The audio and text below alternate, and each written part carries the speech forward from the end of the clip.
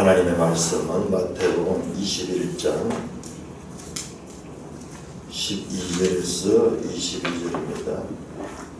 마태복음 21장 12절. 예수께서 성전에 들어가사 성전 안에서 매매하는 모든 사람들을 내쫓으시며 돈 바꾸는 사람들의 상과 비둘기 파는 사람들의 의자를 둘러 엎으시고 그들에게 이르시되 기록된 바 내 집은 기도하는 집이라 일컬음을 받으리라 하였거늘 너희는 강도의 소굴을 만드는도다 하시니라. 맹인과 저는 자들이 성전에서 예수께 나오매 고쳐주시니 대제사장들과 서기관들이 예수께서 하시는 이상한 일과 또 성전에서 소리질러 호산나 다윗의 자손이여 하는 어린이들을 보고 노하여 예수께 말하되 그들이 하는 말을 듣느냐? 예수께서 이르시되 그렇다. 어린아이와 젖먹이의 입에서 나오는 찬미를 온전하게 하셨나이다 함을 너희가 읽어본 일이 없느냐 하시고 그들을 떠나 성 밖으로 베다니에 가서 거기서 유하시니라. 이른 아침에 성으로 들어오실 때에 시장하신지라. 길가에서 한 무화과 나무를 보시고 그리로 가사 잎사귀밖에 아무것도 찾지 못하시고 나무에게 이르시되 이제부터 영원토록 내가 열매를 맺지 못하리라 하시니 무화과 나무가 곧 마른지라. 제자들이 보고 이상히 여겨 이르되 무화과 나무가 어찌하여 곧 말랐나이까. 예수께서 이르시되 대답하여 이르시되 내가 진실로 너에게 이르노니 만일 너희가 믿음이 있고 의심하지 아니하면 이 무화과 나무에게 이런 일만 할 뿐 아니라 이 산더러 들려 바다에 던져지라 하여도 될 것이요 너희가 기도할 때에 무엇이든지 믿고 구하는 것은 다 받으리라 하시니라. 아버지 하나님 은혜를 감사합니다. 이 아침도 저희에게 이와 같은 복된 은혜의 시간을 허락하여 주셨소. 친히 예수님의 가르침을 받을 수 있는 놀라운 특권을 누리게 하심을 감사를 드립니다. 예수님 이름으로 감사하며 기도드리옵나이다. 아멘. 예수께서 성전에 들어가서 성전에서 이 장면, 예수께서 성전에 들어가서 성전 안에서 우리가 이 성경을 연속해서 읽지 아니하면 이 말씀이 별로 감동이 없어요. 그러나 한번 생각해 보세요. 저 갈릴리에서부터 시작해서 베레아 지방을 거쳐서 요단강을 건너서 여리고를 거쳐서 벳바게를 거쳐 베다니를 먼저 거치고 그 다음에 벳바게를 거치고 그리고 나귀를 타고 예루살렘에 입성하시기까지 오매불망 예루살렘을 찾으시고 그 예루살렘 가운데서도 성전에 들어가시는 것입니다. 이 장면 자체만 해도 구속사의 절정으로 향하고 있는 하나님의 뜻이 성취되어 가는 것을 보여주고 있습니다. 그리고 이 성전은 하나님의 집입니다. 말씀이 육체로 오신 분 하나님께서 자기 집에 가는 거예요. 자기 집에 누가복음에 보면은 예수님 어린 시절에 명절에 부모를 따라 이 성전에 왔다가 이 길을 잃어버린 그 모친들이 이제 돌아가다가 한참 보니까 아기가 없는 거예요. 그래서 다시 돌아가서 예루살렘 가서 그 아기를 찾는데 성전에서 계시는 거예요. 거기에서 이 바리새인들과 이 장로들의 말을 하는 그 가운데 더 앉아 있는 거예요, 아기가. 그래서 그 부모들이 가서 네가 어찌하여 여기 있느냐. 그때 뭐라고 했느냐. 내 아버지 집에 있어야 할 줄을 알지 못합니까?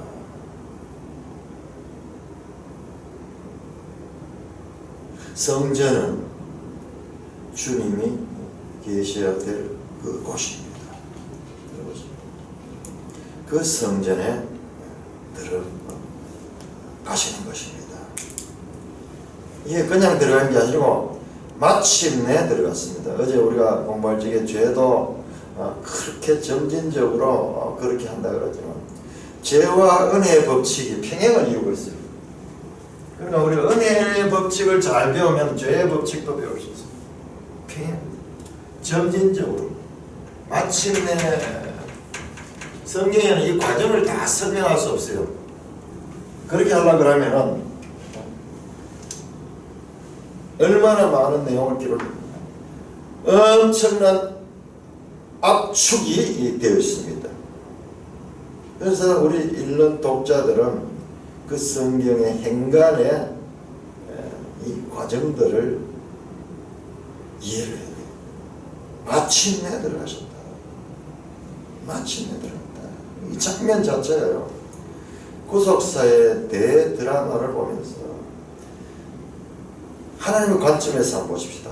하나님의 관점에서. 창세기 3장에서 죄를 범하고 그래서 타락된 그 인류에게 여자의 후손을 통한 구원을 약속하신 그 하나님께서 그 약속을 이루시기 위해서 아브라함을 불러내시고 이스라엘 민족을 이루시고 바벨론 포로로 가게 하시고 거기서 돌아오게 하시고 그리고 때가 참에 예수 그리스도를 보내셨어. 마침내 예루살렘에 들어가게 하시고 그리고 마침내 성전에 들어가셨습니다. 자, 구약 성경은요 성전을 중심으로 기록된 내용입니다. 자, 우리 지도책 한번 보겠습니다. 지도책 166쪽 166쪽 이런 본문을요 그냥 읽기만 하고 넘어가지고 뭐 우리가 성경을 알았다고 또 없는 말씀. 자, 166쪽 다윗 시대의 예루살렘 복원도가 나오는데 그 북쪽에 성막이 있습니다. 성막이 위치하고 있습니다. 모세 시대에 만들어진 성막이에요. 그러니까 다윗 시대까지 오니까 수백 년이 걸렸어요. 한 500년 가까이 시간이 지났습니다. 500년 정도 시간 지난 거예요. 이 성막이 늘 저렇게 외부에 노출되어 있으니까는 상당히 낡았을 거예요. 낡았어요. 다윗이 왕궁을 짓고 난 다음에 하나님의 전에 대해서 말하는 장면을 보면은 자기는 이렇게 새로운 건물에 살고 있는데 하나님의 전이 저렇게 보잘것없는 누추하게 또 저렇게 낡아 있는 것을 보고 마음이 아파서 성전을 짓겠다는 그와 같은 말씀하는 것이 유명한 사무엘 하 7장이에요. 사무엘 하 7장. 그때 나오는 말씀이 그겁니다. 다윗에게 하나님께서는 성전 짓는 것을 허락하지 아니하시고 그 마음을 받으십니다. 그러면서 다윗에게 언약을 합니다. 내가 너와 너의 후손을 통하여 집을 짓게 할 것이며 네 후손을 통하여 영원한 왕위가 이어지게 할 것이다. 그래서 마침 그 후손 솔로몬을 통하여 성전을 짓는데 그 말씀은요 그 이야기가 아니었어요. 그 이야기를 포함하는 참으로 다윗의 후손 예수 그리스도를 통한 성전 건축.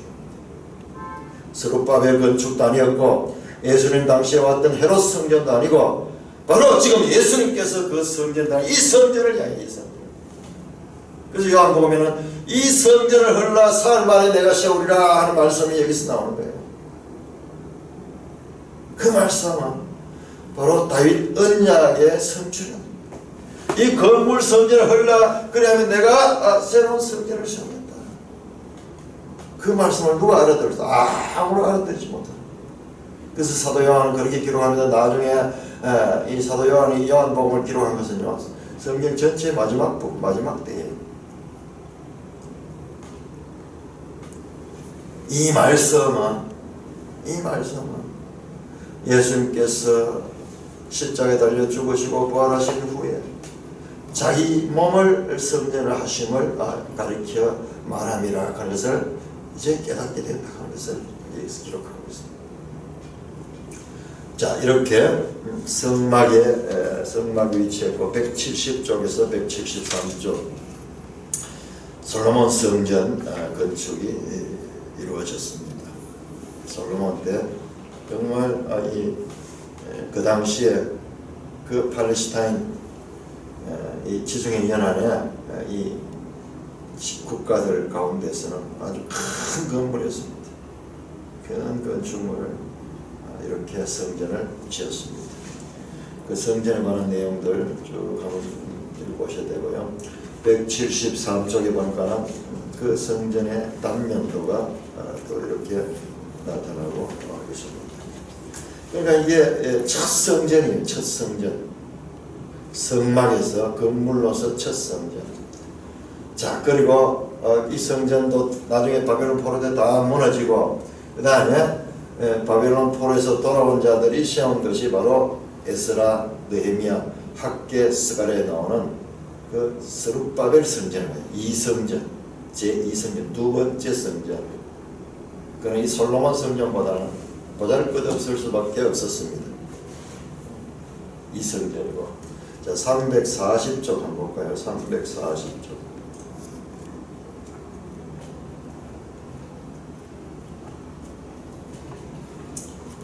336쪽 문제 보이네요. 336쪽을 먼저 보시면 336쪽 예루살렘 성 가운데 성전이 어디 있는가? 성전이요. 1번입니다. 1번. 그 아래에 설명 보세요. 1번 성전, 헤롯 성전. 337쪽 오른편에 있고 그 바로 오른편에 있는 산이 감남산입니다. 기드론 계곡이 있고 그 다음에 감남산이 있습니다.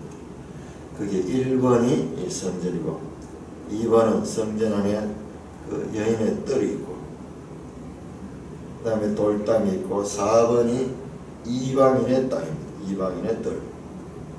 5번이 왕의 현관. 이 장소에서 장사하는 사람들이 여기 장사를 했던 것 같아요.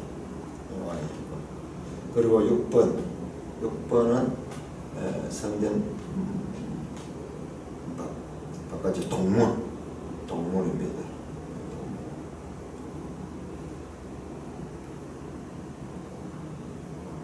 자, 그리고 그 다음 페이지 340쪽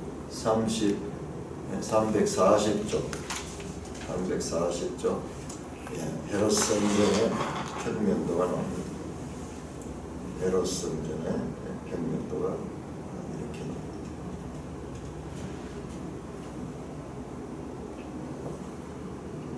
이런 부분도 한번 자세히 살펴보면요.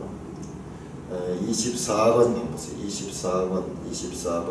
24번이 341쪽 오른편에 끝에도 나오고 그 다음에 340쪽에 밑에도 24번이 뭐냐? 이방인에 대한 경고문이에요. 이방인들이 함부로 들어갈 수 없는, 이방인들이 들어갈 수 있는 공간은 있습니다만 이방인 기본 구성은 지성소와 성소와 성소 휘장과 그리고 분향단과 진설병상과 쭉 있죠. 이 성전 하나만 우리 신성현 집사님은 이 공부할 때 있었던 거인데 우리 전 사경이 하면서 그때 이 성전 공부를 했어요. 성전이 아주 중요하기 때문에. 자, 그리고 342쪽 예수님 당시의 성전입니다. 웅장했죠. 뒤에 보면 24장에 보면 나오는데요. 이스라엘의 하나의 그 자존심이었어요. 오늘날 치면 큰 건물, 가장 큰 건물, 고대 시대에 가장 큰 건물, 이 돌 하나만 해도 엄청나게 큰 돌을 가지고 이런 대역사를 약 60년간 걸쳐가지고 이 짓습니다. 예수님 당시에도 완성이 되지 않았어요. 짓고 있는 중이었어요. 이 성전에 들어갑니다. 예수님의 마지막 한 주간, 지금 우리 그 20장에서 28장까지는 마지막 한 주간과 연관되는 말씀들인데, 그 마지막 한 주간에 이제 성전에서의 사역이 지금 이렇게 나오는 거예요. 자, 제일 먼저 하시는 것이 뭐냐? 성전에서 소위 유명한 성전 청결이라는 이름으로 불리는 성전 안에서 매매하는 자들, 모든 사람들을 내쫓으시며 돈 바꾸는 사람들의 상과 비둘기 파는 사람들의 의자를 둘러 엎으시고, 자, 343쪽을 한번 지도 343쪽 예루살렘에서의 고난주간, 지금 이 우리 본문과 연관되어 마지막 한 주간이 예수님이 이 성전에 들어가신데 어디로 들어가셨는가? 거기 보시면 성전 찾아보세요. 343쪽에 성전 나오죠. 성전 나오는데 예수님께서 어디로 성전에 들어가셨을까? 그 성전을 둘러싸고 쭉 담이 있는데 그 아래쪽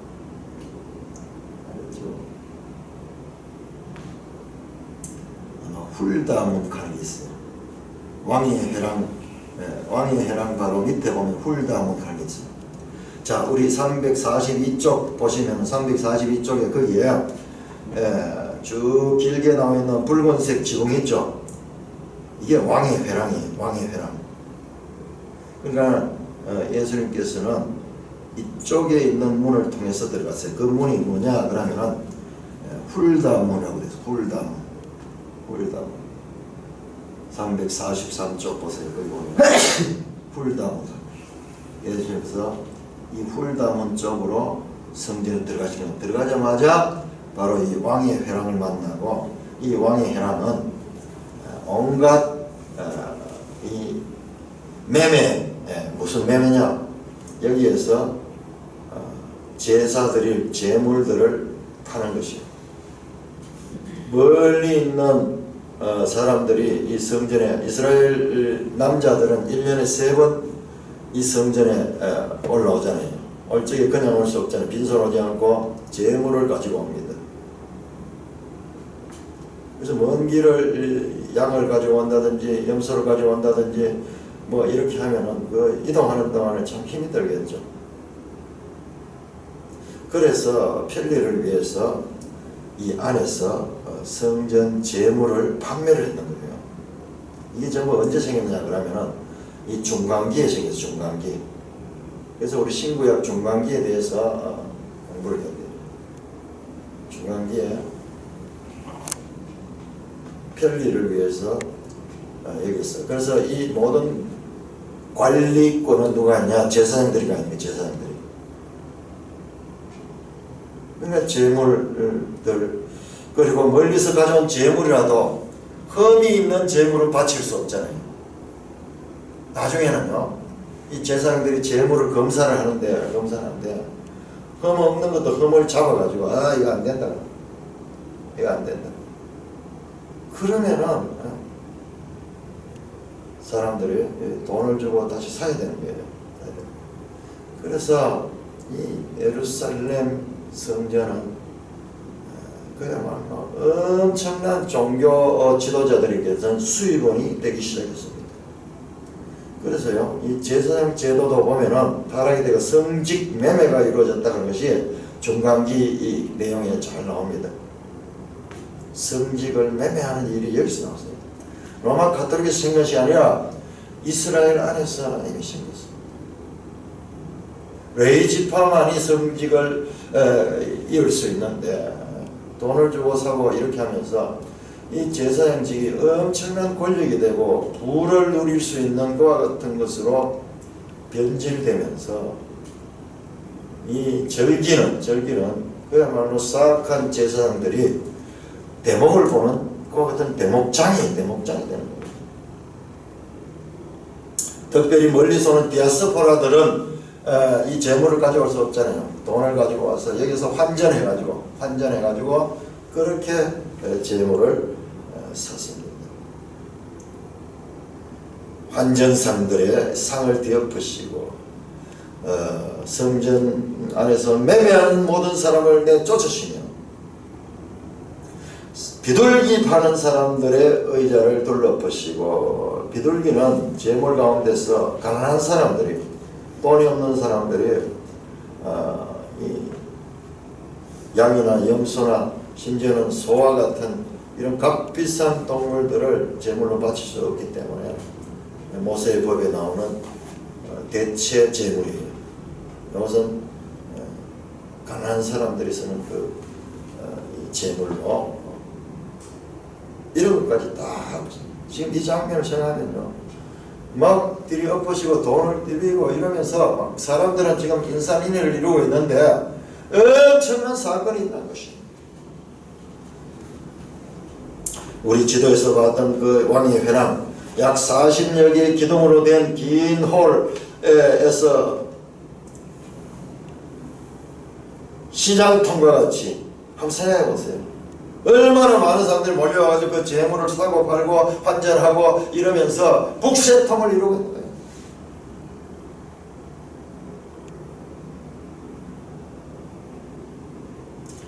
성전의 독점 구조를 가지고 이 왕의 회랑 시장통같이 되고, 그야말로 여기에 추악한 인간의 이기심이 성전 제사라는 이름 아래서 지금 행해집니다. 고대의 역사를 보면, 요세푸스라는 이 역사를 보면요, 여기에 또 가격도 터무니없이 비싸게 했습니다. 그래서 이 제사들이 온 가난한 그와 같은 민중들을 착취하는 일로 유명한 것입니다. 말씀드렸듯이 그들이 가져온 재물은 이건 통과되지 못하고, 그리고 10만원짜리 같으면 15만원을 부르고 독점이니까 여기에 장사 허가권을 얻는 사람들은요 엄청난 세를 내는 거예요. 세를 내는 거예요. 그러니까는 그 세를 내고 하니까는 거기다가 물건을 팔 때도 그걸 플러스해서 팔게 되니까는 결과적으로는 이스라엘 백성들이 원성이 자자하면서도 어쩔 수 없는, 지금도 저 이슬람권에서 보면은 그 메카 순례하는 그 나오잖아요. 와, 해마다 보면은 전 세계에서 사람들이 와서 그 이 넓은 광장이 사람으로 가득 채워지는 그와 같은 장면을 연상을 해야 됩니다. 그래서 요한복음에서는 이게 2장에 이 내용이 나와요. 요한복음 시간 순서가 아니에요. 시간 순서가 아니고 주제별로 하는 거예요. 주제별로.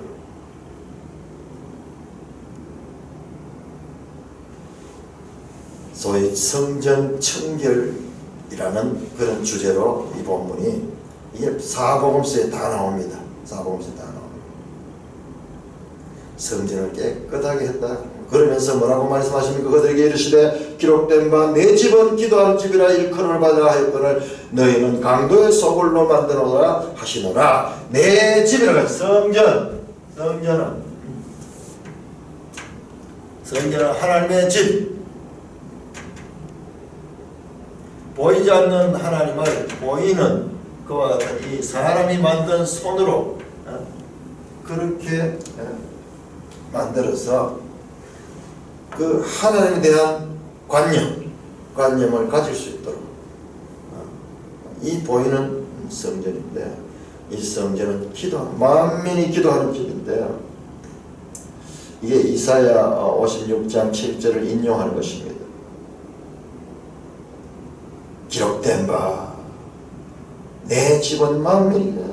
지금 우리 마지막 한 주간에 예수님은 공개적으로 자신을 드러내잖아요. 이 말씀을 인용하시면서 이 성전은 자신의 집임을 지금 선포하고 있는 것입니다. 그런데 너희는 강도의 소굴로 만드는도다. 자, 에레미야 7장으로 에레미야 7장. 예수님이 어떻게 구약 성경을 활용하시는가? 사도 바울이 이 성경 활용하는 게 예수님이 하시는 법을 그대로 따라하는 것입니다. 우리 생각과 달리요. 때로는요.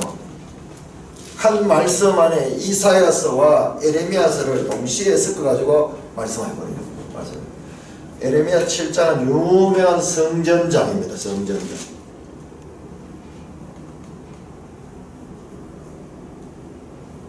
4절 보십시오. 너희는 이것이 여호와의 성전이라 여호와의 성전이라 여호와의 성전이라는 거짓말을 믿지 말라. 뭐냐면 이때 하면 벌써 이 성전이 의식적이고 그리고 이 건물 자체가 거룩한 하나님의 집이다.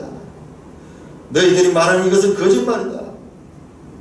5절입니다. 너희가 만일 길과 행위를 참으로 바르게 하여 이웃들 사이에 정의를 행하며 이방인과 고아와 과부를 압제하지 않으며 무죄한 자의 피를 이곳에서 흘리지 아니하며 다른 신들의 뒤를 따라 화를 자초하지 않으며 내가 너희를 이곳에 살게 하리니 곧 너희 조상에게 영원무궁토록 준 땅이니라. 소위 건물 성전 중심 신앙이 가지고 있는 이 문제가 있습니다. 이 건물 성전 앞에 와서 제사 지내고 이래 하면은 삶은 아무렇게나 자기 욕심을 따라 살아도 되고 어떤 죄를 지어도 여기 와서 제사함을 받는다 하는 잘못된 성전, 건물 성전 중심의 신앙을 지탄하는 겁니다. 8절 보라 너희가 무익한 거짓말을 의존한도다. 너희가 도둑질하며 살인하며 가늠하며 거짓 맹세하며 바르게 분사하면서 너희가 모든 알지 못한 다른 신들을 따르며 내 이름으로 일컫는 받는 이 집에 들어가서 내 앞에 서서 말하기를 우리가 구원을 얻었나이다 하느냐. 이 구원을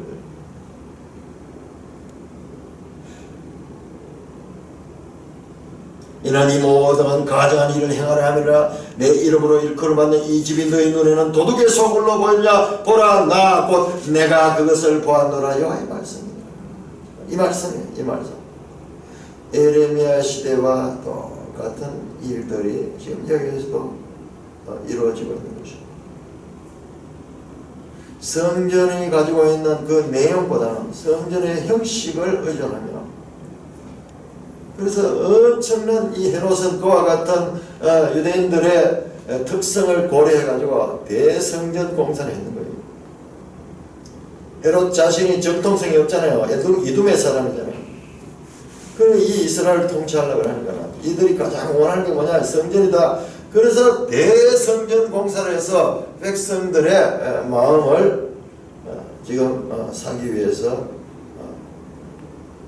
이 성전을 건축을 하고 있는 과정입니다. 강도의 소굴이 되고 있습니다. 그러면서 성전 청결 작업의 장면을 말씀합니다. 자, 이어서 14절 맹인과 저는 자들이 성전에서 예수께 나오며 꽂혀주시니. 자, 이어서 보세요. 지금 이 행간을 우리 생각해야 돼요. 지금 이 어마어마한 사건이고 그 다음에 근데 이 권위로요. 얼마나 예수님께서 이 일을 하는지 이 권세가 있었든지 아무도 이걸 만류하지 못하고 난리가 났을 텐데 또다시 맹인과 저는 자들이 성전에서 예수께 나오며 고쳐주시다. 이상한 기사 하나가 여기에 또 첨부되어 있습니다. 자, 맹인과 저는 자는요 성전 접근에 규제되어 있습니다. 레위 21장 18절에서 19절 보면요 이와 같이 소위 장애인들은 성전에 접근하는 것이 금지되어 있습니다. 그런데 예수님께서 그들을 고쳐주셨다. 이 짧은 기사 속에 엄청난 내용들이 나옵니다. 매일성경 14절에서 16절 해설입니다. 성전을 치유의 공간, 약자들이 찬송하며 주를 만드는 공간으로 바꾸십니다. 율법에서 거한 앞몸뿐 이들과 다리 저는 사람들을 성전에서 불러 고치시고. 이 지금 성전 계획입니다. 대성전의 계획이다. 성전을 계획하는 거예요. 개혁. 느헤미야의 개혁과 지금 상통하고 있네요. 그죠? 느헤미야의 개혁은 수년에 걸쳐서 일어나죠. 예수님은 지금 여기 와서 지금 이 한 장면 속에 성전을 개혁합니다. 내 아버지의 집을 강도의 속으로 만드는 그것을 뒤엎어버리고 개혁한다는 것이 바로 이것이 바로 이와 같은 것입니다. 뿐만 아니라 성전법을 초월해서 성전법을 개혁합니다. 그래서 거기에 맹인과 전원자들을 고쳐주시고 이 장면 하나하나가 엄청난 상징적인 의미들을 함축하고 있습니다. 15절 대제사장들과 서기관들이 예수께 하시는 이상한 일과 또 성전에서 소리질러 이상한 일, 예수님께서 하시는 이상한 일, 성전의 장사치들을 다 쫓아내는 이 일과 그리고 있을 수 없는 성전 안에서의 이 성전에 접근 금지된 자들을 고쳐주시는 이 장면, 이게 자기들 볼 때는 이상한 일입니다. 이상한 일. 또 성전에서 소리질러 호산나 다윗의 자손이여 어린이들을 보고 노하며 예수께 말하되 그들이 하는 말을 듣냐. 어린이들이 또 돌아가 성전 안에 돌아가지고 호산나 다윗의 자손이여 하며 예수님을 따라다니는 거예요. 이들은 아마 앞에서 나오는 그 어른들 세대가 벳바기에서 나귀를 타고 할 때 부르던 그 노래가 이것이 노래가 되어가지고 성전에서 어린아이들은 뭣도 모르고 이것을 지금 노래로 지금 따라하고 있는 거예요. 그런데 이 어린아이들이 하는 이야기가 바로 예수님을 바르게 소개하고 있는 것입니다. 구원하소서 다윗의 자손이여 호산나 다윗의 자손이여.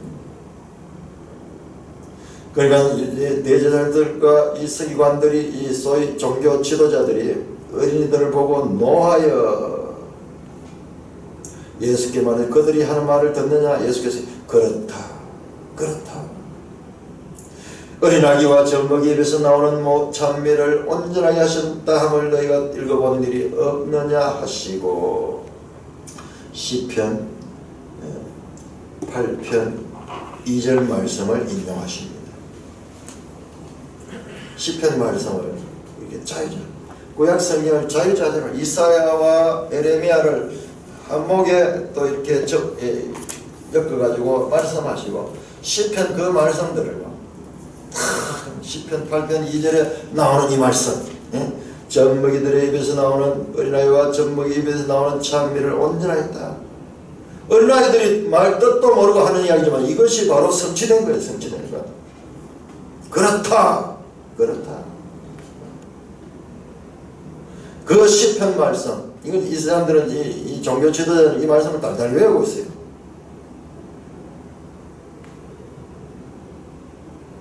이 말씀이 성취되는 것이다.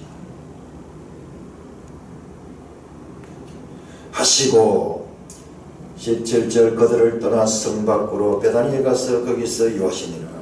자, 처음 이제 예루살렘에 오셔가지고 이 성전 청결 작업을 하시고 또한 이 맹인과 전원자들을 고쳐주심으로 말미암아 이 성전법에 대한 개혁을 하시고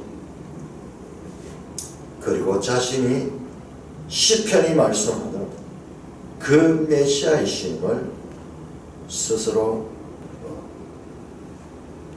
인정하셨다. 종교 지도자들. 그리고 그들을 떠나 성 밖으로 가서 베다니에 가서 거기서 유하시니라. 베다니는 바로 이 죽었다가 예수님을 통하여 살림을 받은 나사로의 집이 있는 곳이고 마리아 마르다 자매가 사는 그 장소.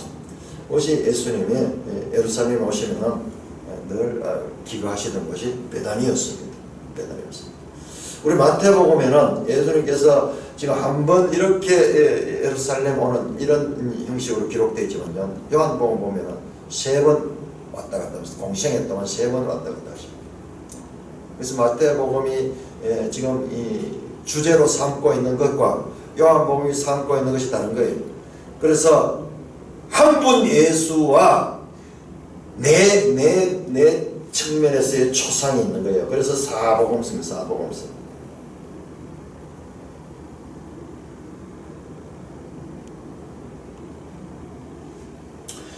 베다니로 가서 거기서 요하십니다.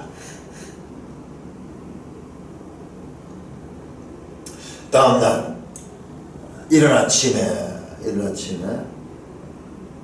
18절 이른 아침에 성으로 들어오시되, 자, 베다니로 돌아가셨다가 다시 아침에 일찍이 이 성으로, 여기 성은 예루살렘 성입니다. 성으로 들어오시고 할 적에 시장하신지라. 오는 노중입니다.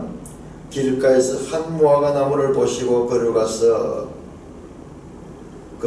잎사귀밖에 아무것도 찾지 못하시고 나무에 이르시되, 자, 이 무화과 나무, 어린 무화과 나무, 아직까지 다른 복음서를 보면은 아직까지 무화과가 열매 맺을 때가 아니, 시기가 그 시기가 아니, 여기가 바로 벳박에 있을 거예요. 벳박에. 어제 말씀드렸죠. 벳박에 어린 무화과 나무의 집이라는 그 이름에 베다니에서 벳박에를 거쳐서 성으로, 감남산을 거쳐서 성입니다. 시장하셔서 무화과를 열매를 먹으려 찾아가 보니까 잎사귀밖에는 아무것도 찾지 못하시고 나무에게 이르시되, 이제부터 영원토록 네가 열매를 맺지 못하라 하시니 무화과 나무가 곧 마른지라. 제자들이 보고 이상히 여겨 무화과 나무가 어찌하여 말랐나이까. 예수께서 대답하여 내가 진실로 너희에게는 만일 너희가 믿음이 있고, 자, 이 예수님께서 지금 나무 하나를 죽여버립니다. 무화과가 아직 잎은 무성하긴데 열매가 달릴 때가 아니에요. 그러면 이 장면은요, 예수님께서 전혀 나무의 이 속성을 모르고 지금 하는 일이 되는데요. 그 다른 복음서 뭐 때가 아직 이런지라 무화과가 열매가 없는 때예요.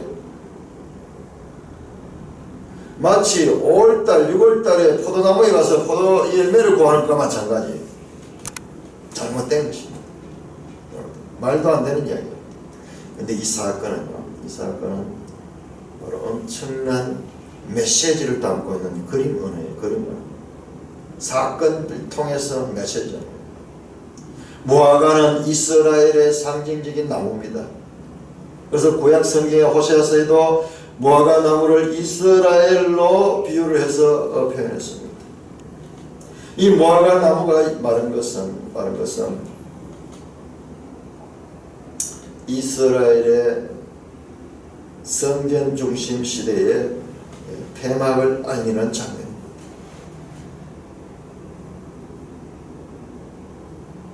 네가 영원토록 열매를 맺지 못할 것이다. 매일승리 해설 18절 19절에 잘 나와 있습니다. 열매 없는 무화과 나무를 저주하십니다. 무화과 나무는 이스라엘을 상징합니다. 잎만 무성하고 열매 없는 무화과 나무는 종교 행위는 풍성한 방면에 신앙의 열매는 전혀 껍데기만 남은 성전 종교의 실상을 그대로 보여줍니다. 주님이 저주하자 무화과 나무는 즉시 말라버립니다. 말라버린 무화과 나무는 옛성전 제도가 몰라 할 것을 말해줍니다. 그러나 걱정할 필요가 없습니다. 악하고 무능한 껍데기 종교 권리기 몰락해야 일상의 신앙의 열매를 맺는 진짜 종교가 설 것입니다. 지금 엄청난 상징적인 의미가 함축되어 있는 사건입니다.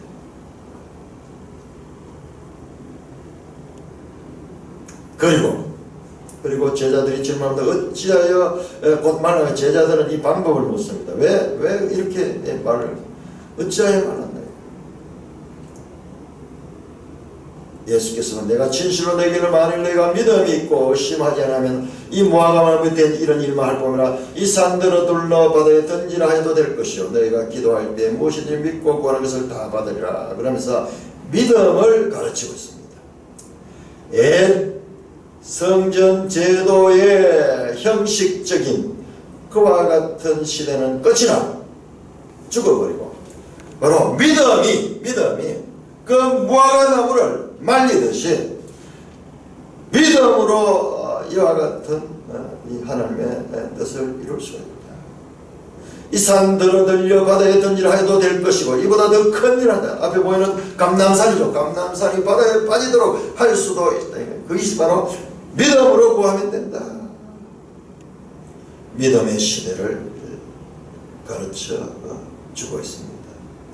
율법주의의 시대는 폐막되고 그리고 믿음의 시대, 건물성전 제도의 시대는 끝이 나고 그리고 믿음으로 말미암아 심령성전이 세워지는 그와 같은 시대를 암시하는 내용의 말씀을 선포하고 있습니다.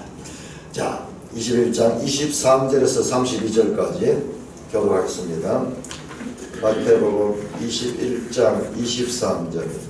예수께서 성전에 들어가 가르치실세 대제사장들과 백성의 장로들이 나와 네가 무슨 권위로 이런 일을 하느냐, 또 누가 이 권위를 주었느냐. 예수께서 대답하시되 나도 한 말을 너에게 물으리니 너희가 대답하면 나도 무슨 권위로 이런 일을 하는지 이르리라. 요한의 세례가 어디서부터 왔느냐, 하늘로부터냐 사람으로부터냐. 그들이 서로 의논하여 이르되 만일 하늘로부터라 하면 어찌하여 그를 믿지 아니하였나 할 것이요, 만일 사람으로부터라 하면 모든 사람이 요한을 선지자로 여기니 백성이 무섭다 하여. 예수께서 대답하여 이르시되 우리가 알지 못하느라 하니 예수께서 이르시되 나도 무슨 권위로 이런 일을 하는지 너에게 이르지 아니하리라. 그러나 너희 생각에는 어떠하냐. 어떤 사람에게 두 아들이 있는데 맏아들에게 가서 이르되 예 오늘 포도원에 가서 일하라 하니 대답하되 이르되 아버지 가겠나이다 하더니 가지 아니하고 둘째 아들에게 가서 또 그와 같이 말하니 대답하여 이르되 실소이다 하다가 그 후에 뉘우치고 돌아갔으니 그 둘 중에 누가 아버지의 뜻대로 하였느냐. 이르되 둘째 아들이니이다. 예수께서 그들에게 이르시되 내가 진실로 너에게 이르노니 세리와 장녀들이 너희보다 먼저 하나님 나라에 들어가리라. 요한이 의의 도를 너에게 왔거늘 너희는 그를 영접하지 아니하였으되 세리와 장녀는 믿었으며 너희는 이것을 보고도 끝내 뉘우쳐 믿지 아니하였도다. 자, 이 성전입니다. 첫날 오셔서 성전에 오셔서 성전을 청결하시고 청결 작업을 하시고 그리고 이 집이 내 집은 만민의 기도하는 집이라 하시며 이 성전이 자신의 집이심을 선포하시고 그리고 이 소경과 저는 자를 고쳐주시며 성전법을 개혁하신 예수님께서 베다니로 물러나셨다가 다시 다음날 다시 성전을 찾아왔습니다. 자, 성전에 예수님께서 마지막 한 주간 동안 계속해서 성전을 찾아 성전 오셔서 첫날에 성전 청결 작업을 했고 다음날 오셔서 성전에서 가르치시다. 성전이 제사 드리는 것과 같은 장소인데 이 성전을 가르침의 장소로 삼고 있습니다. 예수께서 성전에 들어가 가르치실 때 계속 지금 예루살렘에 와서 성전과 예수님이 연결이 됩니다. 많은 무리들 앞에 가르치는 거예요. 말씀드렸듯이 지금 이 예수님은 마태복음만 가지고는 지금 잘 이 장면이 연상이 안 돼요. 다른 복음서를 쭉 해보면은 이 성전 안에 엄청난 사람들하고 예수 소문, 나사렛 청년 선지자의 이 소문은 꽉 차있습니다. 세례 요한처럼 그렇게 유명한 인물이 되는 거예요. 그 성전에 들어가서 그 많은 사람들 앞에 서서 하나님의 말씀을 선포하셨습니다.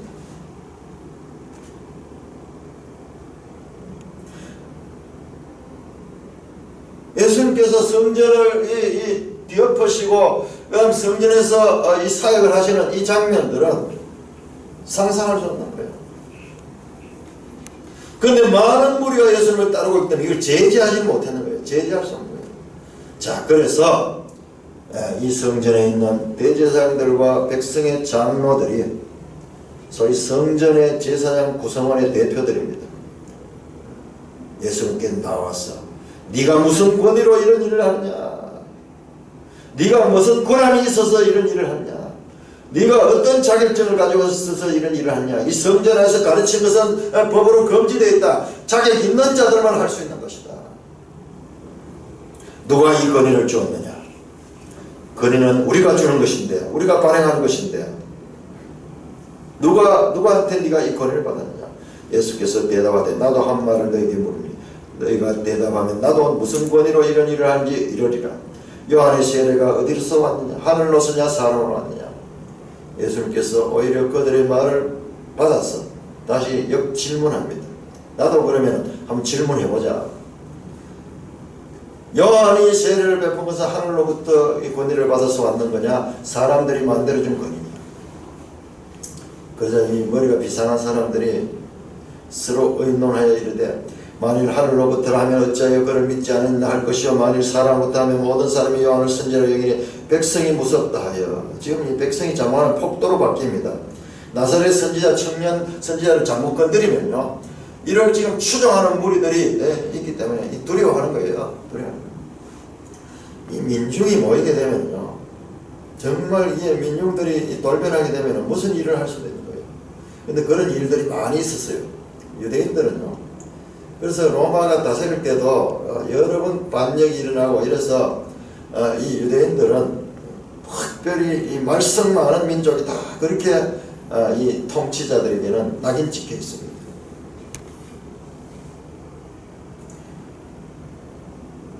백성이 무섭다. 예수께서 대답하여 때 우리가 알지 못하리라. 예수께 대답하여 돼. 자기들이 알지 못한다고 그렇게 답을 해버립니다. 예수님의 질문에 딜레마에 빠진 유대 지도자들은 부정직하게 대답합니다. 소신을 버리고 이래도 걸릴 거고 저래도 걸릴 거니까 알지 못한다 그렇게 거짓말합니다. 그러자 예수께서 이르시되 나도 무슨 권위로 일을 하는지 너에게 이르지 않았다. 너희도 말하지 않았잖아. 나도 말하지 않겠다. 그러면서 그러나 너희 생각에는 어떠하냐 그러면서 두 아들 비유를 합니다.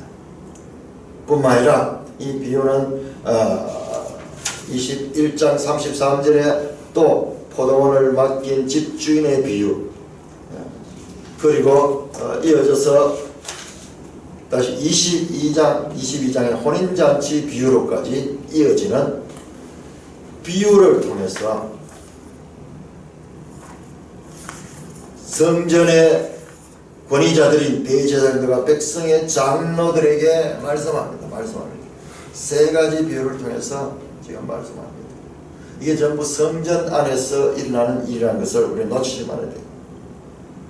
그러나 28절입니다. 너희 생각에는 어떠하냐 그러면서 예수님께서 이런 식으로 제자들을 많이 가르쳤어요. 제자들 가르칠 때도 17장 25절도 그렇고 18장 12절에도 그렇고 스스로 생각해서 당할 수 있도록 그렇게 유도해서 말씀을 하잖아요. 그래서 누구나 알아들어서 쉬운 비유는 어떤 사람에게 아들이 있는데 두 아들이 있는데 맏아들에게 가서 오늘 포도원에 가서 일하라 하니 대답하되 아버지 가겠나이다 하더니 가지 아니하고 고대 사회는 전부 가족들이 같이 일을 하는 거 아니에요. 가족 개념이 오늘날 우리하고 또 다를 거예요. 오늘날 우리는 가족들이 다 흩어져 가지고 직장에서 일을 하지만 이렇게 된 것은 최근의 일들이에요. 최근의 일들. 인류 역사상 최근의 일들이에요.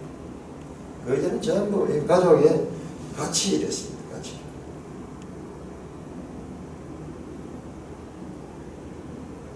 가겠나이다 하더니 가지 아니하고 둘째 아들이 가서 그와 같이 말하니 대답하되 실소이다 하였다가 그 후에 뉘우치었습니다.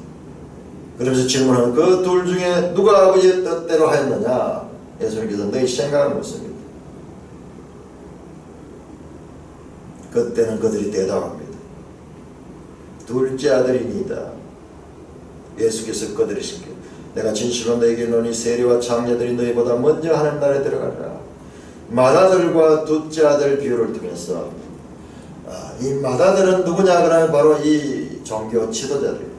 둘째 아들에 해당되는 것은 지금 세리와 장녀들을 말합니다. 그 말이 분명히 나오잖아요. 내가 진실로 너희 세리와 장녀들이 너희보다 먼저 하나님 나라에 들어가리라. 너희가 누구냐? 맏아들같이 많은 번지르니 하고는 행동을 하지 아니한 자들이고, 둘째 아들 많은 틀린 말을 하고 행위는 잘못된 이 행동을 하고 그 율법도 제대로 깨닫지도 못하고 있지만은, 그러나 그들이 뉘우치고 가서 이랬다. 세리와 장녀들이 오히려 예수님을 따르고, 종교 지도자들이 예수님을 박해하고 예수님을 시험하고 예수님을 공격하고 있습니다. 둘째 아들에 해당되는 건 세리와 장녀들이고, 너희는 누구냐? 맏아들 같다. 왜 그런가?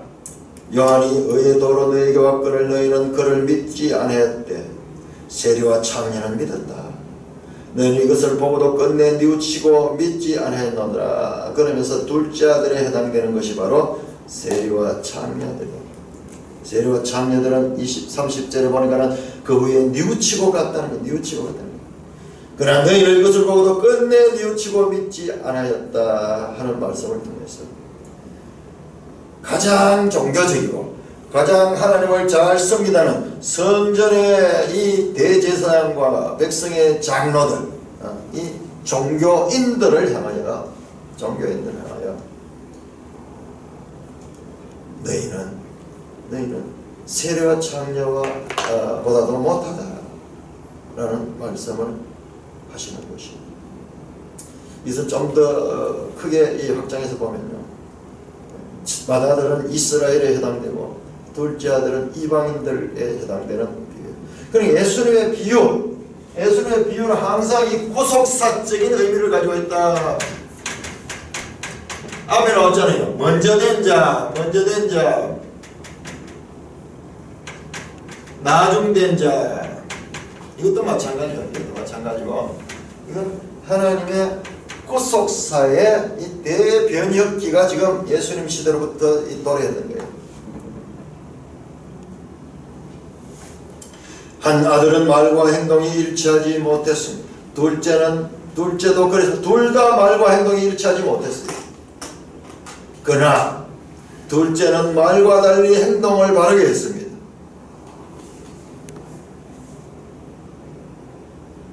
회개한 죄인들은 하나님을 순종할 것이며 그렇게 함으로써 회개를 보일 것입니다. 회개는 순종으로 표현됩니다.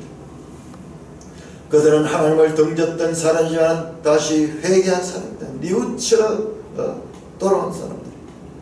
유대 지도자는 말은 많이 하나 말에 따른 삶을 살지 않은 것 같은 자들입니다. 그래서 이것을 위선자라고 했습니다. 외식하는 자다. 삶의 열매는 나타나야 하는 것이 바로 하나님의 백성의 삶이다. 삶의 열매로 삶이 나타나야 된다. 그런데 말은 번지를 하면서 이게 쉽지 않은 거죠. 그러니까는 사람은 할 수 없으되 하나님은 할 수 있는 거예요. 자칫 오해하면은 사람이 할 수 없다는 것을 강조하는 것으로 생각하는데 그게 아닙니다. 인간의 한계는 하나님의 시작점입니다. 죄인됨을 대한 바른 인식은 하나님께로 나아가는 출발점이 됩니다. 죄인됨에 대한 인식이 없으면 하나님께 나간다 하지만은 그것이 근성이 되고 그것이 모든 것이 자기가 주인이 되어서 행동하는 하나님조차도 자기의 수단이 되는 것입니다.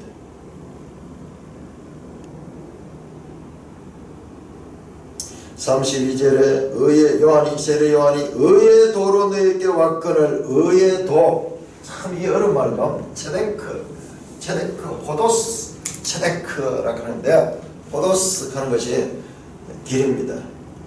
그 다음에 이 체데크는 히브리어로 의고 헬라어는 디카이오스, 의의 길, 영어로 the way of righteousness. 바른 도를 가지고 너에게 왔다. 이거는 세례 요한은 하늘로부터 왔다는 말씀이에요. 하늘로부터 왔다. 그 세례 요한이 소개한 나는 바로 하늘로부터 왔냐라는 그 말씀입니다.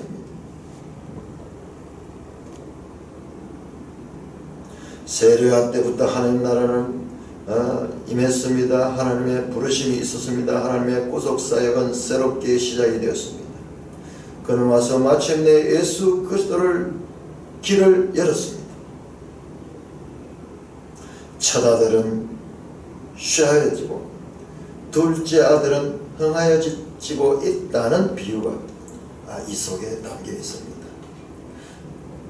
이스라엘 시대는 저 무화과, 마른 무화과처럼 이제 화석화되고 이 폐해지기 시작하고, 그리고 이제 이방인의 시대, 교회의 시대가 지금 흥하여지고 있는 이와 같은 것을 이 비유 속에서 우리는 읽어낼 수가 있습니다. 이 비유는 두 번, 세 번 내일 우리 같이 보겠는데요. 거쳐서 이어집니다. 그래서 성전에서, 마침내 들어오신 성전에서 예수님이 가르치는 핵심이 무엇인가, 이것을 제대로 이해하는 것이 참으로 중요한 것입니다. 성전의 주인이 성전에서 가르치고 있는 이 장면 우리가 보고 있습니다. 찬송가 463장